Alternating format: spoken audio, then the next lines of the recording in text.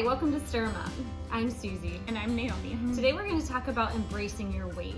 Do you ever have something that you're waiting for, and in those waiting moments just long or have a desire to see the end? Today we're going to talk about embracing that waiting time. Yeah, I don't know about you, waiting is hard. I find waiting is not something I am good at. Like home projects. Yeah. I think I annoy my husband sometimes because That's at easy least to do. when we were first married, I think that when we would talk about like doing a home project, he would think, oh yeah, like, you know, in the next few weeks or maybe in the next year. But for me, that meant we were doing it like the next week. Or tonight. Yeah. Start it tonight. I know a few years ago, or like 2 years ago, we decided we were going to do our floors, redo our floors. We're like, okay, we have enough money, you know, we're going to replace all of our floors. And he probably thought like, okay, this year we're going to replace our floors. Well, the next night he comes home and I'm like, so what are you doing? Yeah, you want to go to Lowe's? Thankfully, he was very sweet and we went and got all of our flooring and we started working on it. But I don't know. You worked on it that night? That week we started working on it. But, you know, we kind of started working on it by going and getting all the flooring. Yeah. But we in home projects, like I like to do that same thing. I don't know why. But like because we've waited so long for it. And we're already planning and thinking in our minds. Yeah. Same thing. Yeah. But waiting for like littler things like home projects is hard, but waiting for bigger things I think is even harder. Mm-hmm. And I think sometimes we almost go through a season of mourning when those things don't happen fast enough, because it's almost like that dream or that hope like seems like it died. Mm-hmm. And I think that it can be easy in those seasons to become bitter or even angry.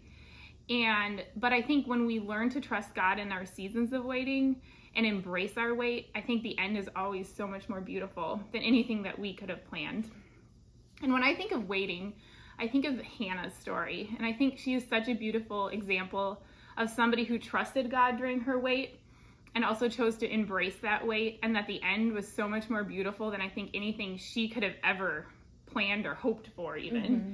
And so I think there's 4 things that we can learn about waiting from Hannah's story. And the first one is that when we choose to trust God in our seasons of waiting, it causes us to seek God. And when you look at Hannah's story, not the first thing, but when she was at her lowest point, what did she do? She went into the temple and she just poured her heart out to God. She puts me on the spot. Sorry.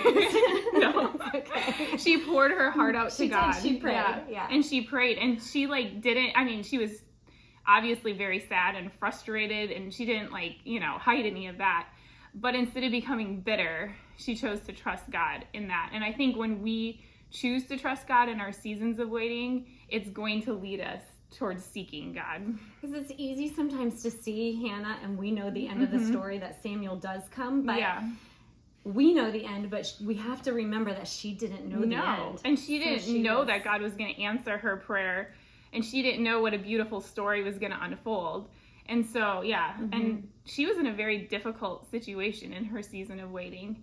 And so I think, but it was because of her trust in God that I think she chose to seek God instead of self-isolating or just becoming bitter or angry, which I think would have been very easy to do. Oh, yeah.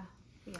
But then I think the second thing that waiting does when we really embrace our wait is that it changes us. Oh, definitely. And so, like with Hannah, obviously she chose to seek God and she poured her heart out to God. But in her season of waiting, I think God moved her heart to a point where she was willing to give her son Samuel, to give him back to the Lord for ministry. And I personally don't think she would have come to that point if she hadn't had to wait. And not that her desire to be a mom was bad. I think that's a great desire. Right. But God had something even bigger and better for her. And I don't think she would have gotten to that point of being willing to surrender her son if she hadn't had to wait. Mm-hmm. Yeah. And so I think when we are choosing to trust God in our seasons of waiting, I think God changes our heart and moves them to where he wants them to be. And then the third thing is that waiting brings good fruit, because God doesn't make us wait just to be mean. I don't know. I feel like sometimes some people do that. They'll be like, I'm going to make that person wait just, because I can. Yeah. But God doesn't do that. When God makes us wait, it's always for his glory, but it's also for our good. Yes. And I think Hannah is a great example of that, because she had to wait a very long time for her dream or her desire to be a mom to be fulfilled. But she also got to be the mom of like probably one of the most influential men in the history or in the Old Testament. Sure. Samuel like got to fulfill almost every role that a Jewish man could. Like he was a prophet, he was a priest, he was He ordained the king. yeah. Yeah. Like Hannah would have missed out on a huge blessing, but like the people of God would have missed out on a huge blessing if Hannah hadn't been able to embrace the weight that God had for her. Right. And so I think when we choose to wait and when we choose to embrace the weight that God has for us, the end is always going to be more beautiful than anything we plan because we serve a good God. Yeah. Like we serve a God that wants to incorporate us into his story and not just, make life miserable for us. I think it's interesting too that Hannah's life wasn't perfect. No. Like,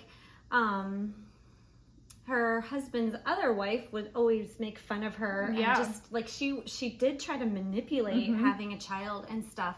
So it wasn't, but we see in the end that she did end up trusting God. So it wasn't like she had this perfect life. It was like God was changing her and using her through all of those circumstances during her waiting time to bring about the good fruit. Right. I love this. This is very Yeah. good. And so when we choose to wait, it will bring forth good fruit. It just might be different than what we had originally planned.